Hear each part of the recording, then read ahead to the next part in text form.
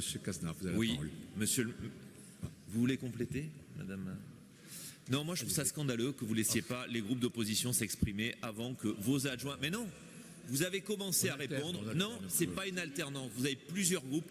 C'est quand même le respect fondamental des droits de l'opposition ici. Et je vous renvoie à votre article 22, notamment... Non mais, ne m'interrompez pas, monsieur le maire.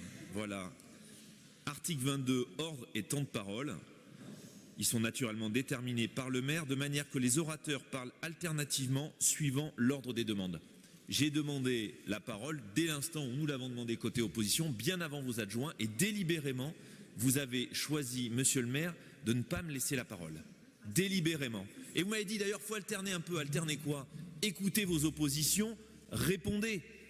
Enfin, c'est quand même pas une demande exceptionnelle que je vous fais. Et si vous pouviez cesser de m'interrompre, ma chère collègue, ça serait parce que vous êtes quand même très donneuse de leçons, mais quand on passe aux travaux pratiques, il n'y a pas grand monde.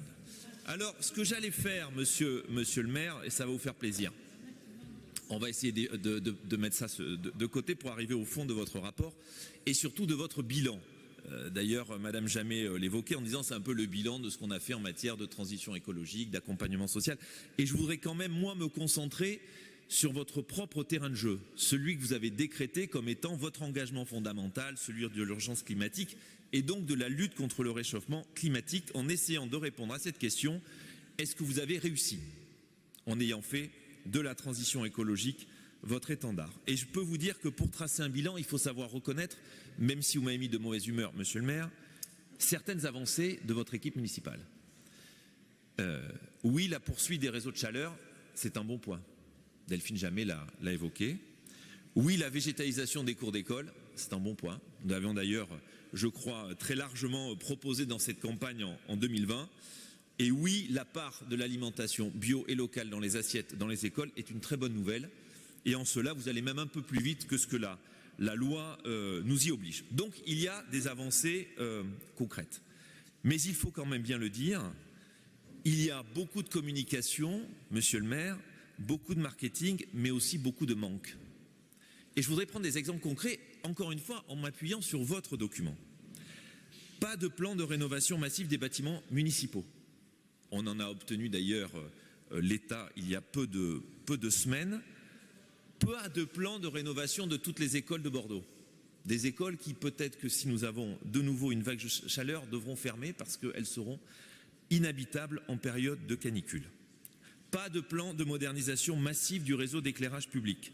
Je le redis, c'est d'ailleurs Madame Bichet qui l'avait avancé. Bordeaux rénove 750 points lumineux par an, là où Toulouse était à 10 000 par an. En un peu plus d'un an, Toulouse a changé tout son réseau d'éclairage public. Et d'ailleurs, on voit très bien dans le bilan la consommation d'énergie, moins 8% sur l'éclairage public. Les villes qui sont passées à tout LED, ils ont diminué par 2, ils ont divisé par 2 leur consommation d'énergie. Voilà ce que nous aurions pu, ce que nous aurions dû faire. Les micro-forêts, elles ont disparu de votre rapport, monsieur le maire. Elles ont disparu. Les chiffres ont littéralement disparu. Alors elles ont certes permis de gonfler le volume d'arbres plantés sur la mandature, dont une grande partie, ça a été dit d'ailleurs par une de nos collègues, est amenée naturellement à mourir dans les prochaines années. Sur la solarisation, vous êtes engagé fin 2022, on vous l'a dit ici même, monsieur le maire, malgré votre sourire, à grand renfort de communication, à installer 60 000 mètres carrés de panneaux photovoltaïques d'ici 2026. Si je regarde vos chiffres, nous serons à moins d'un tiers à la fin de votre mandat, de l'objectif. Enfin, sur la mobilité, vous aviez dit vouloir limiter la circulation des véhicules motorisés en offrant des alternatives à la voiture individuelle. Alors oui, vous avez limité la circulation, mais non, vous n'avez pas complètement développé des alternatives. Je prendrai 2 exemples. Et dans le rapport, c'est édifiant. Aucun plan de déploiement de bornes électriques en proximité. Il n'y a aucun chiffre. On est incapable de savoir combien de bornes dans l'espace public pour permettre aux Bordelaises et aux Bordelais de recharger leurs véhicules. 1 kilomètre de pistes cyclables sécurisées en 2024, monsieur le maire. 1 kilomètre de pistes cyclables sécurisées en 2024. Donc au final, monsieur le maire, votre bilan est bien maigre en matière de transition écologique. Je ne dis pas qu'il est nul. Je l'ai cité, il y a des avancées. Et qui est pour moi la démonstration, s'il le fallait, que l'écologie n'est pas un parti. Et qu'un maire vert n'est pas la garantie d'une transition écologique réussie. Merci.